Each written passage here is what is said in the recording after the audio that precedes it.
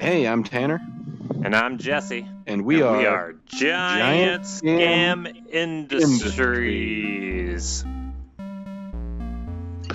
It's so hard to hold a drink with VR controllers in your hands. Mustache into my beard.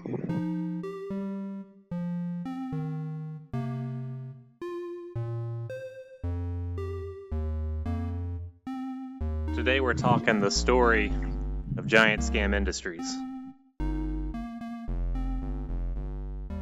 True story, the origin of Chop It. We go to get tacos through a drive-thru. Across the street is like a Taekwondo studio. Immediately we should make a karate game. We get started on just karate mechanics, and then it very quickly becomes a rhythm game. Been super happy to have that kind of as our first game out there. It was a big moment for me, at least, when something that I worked on was now available on Steam. Yeah, totally, man. Yeah, I feel that. It was a big moment for me.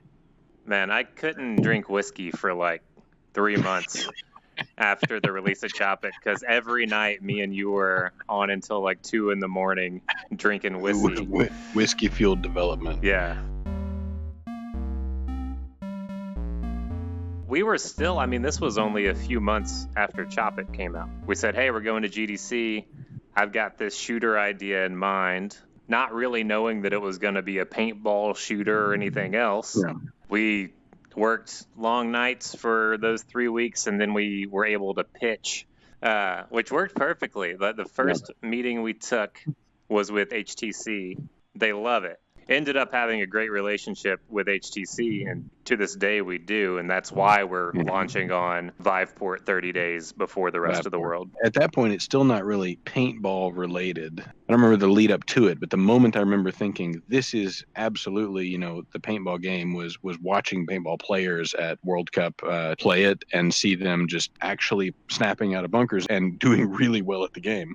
At that moment, I knew, okay, this is a heavily paintball-inspired game. Yeah, but World Cup, maybe what we can do is I can do this, and we'll magically overlay a picture of us at World Cup with our booth or something. That'll work. Do we know how to do that? Magic? Can.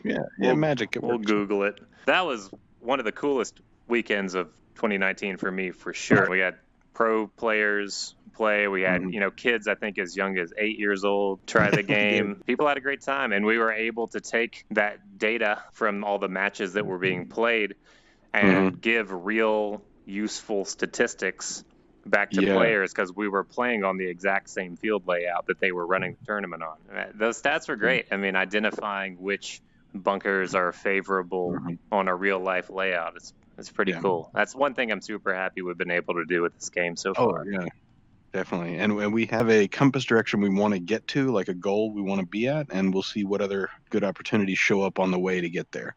Yeah, that can be said largely for our philosophy for developing the game in general. As we know where we want to get. We want to iteratively give people a good experience in the game between now and then. That's why we've chosen something like early access, and I don't think, should we drop the date?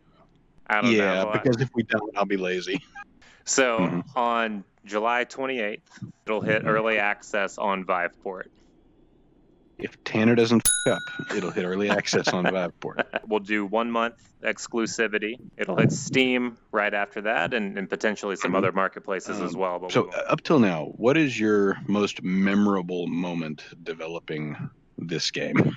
Oh my gosh. If you go back to the early days, remembering the crunch to getting to our first networked map where we could actually both be in the same scene. Yeah. Other big ones for me, I think the first time someone made a custom map for Snapshot, Shiva, before there was an editor. That was absolutely huge. When we first tried Rails locomotion was huge for me. I love our locomotion systems that we have in the game, and Rails is definitely my favorite. And then lastly, when I logged out of Snapshot, and when I reopened Snapshot, it automatically logged me back in. Was one of the biggest moments of my entire life.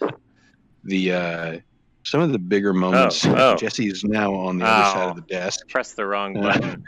Let me hop back over here. Oh, there we go. Back up a little bit, I guess. For me, kind of the most memorable moments was the moment when we had Snake vaulting. Yeah, what I accidentally just did. The moment when the first player saw that and goes, "Did he just jump the snake?" Yeah. That was a big moment for me. That kind of goes into the way that we grew this community has really stuck with me too, and the way that we've had people interfacing with it and giving feedback as we go, I've found very valuable. I think we can definitively say it's a different game because of the community. Yeah, definitely. Yeah, this is a group effort here. Yeah, I'm 100% with you. So that's the story of Giant Scam Industries. Tanner and myself. Keep an eye out for launch day on Viveport, July 28th. We'll be on Steam about a month later. If you want to play today, join our Discord. There's a link on snapshotvr.com. You can get in, play early. We'll give you a beta key. If you want to follow us on social, we are Giant Scam everywhere except Facebook, where we're Giant Scam with a K. If you want to support the game before it releases, we do have merch available from giantscam.com. T-shirts, both Giant Scam and Snapshot VR. Let's sign us up. Yeah, thank you guys. See you guys. Hold on, I got to burp. This will be edited. I'm going to take advantage of that moment to take another sip. Yeah, that's a good idea. I'm sure that's what's causing me to burp, but I'm going to do it anyway.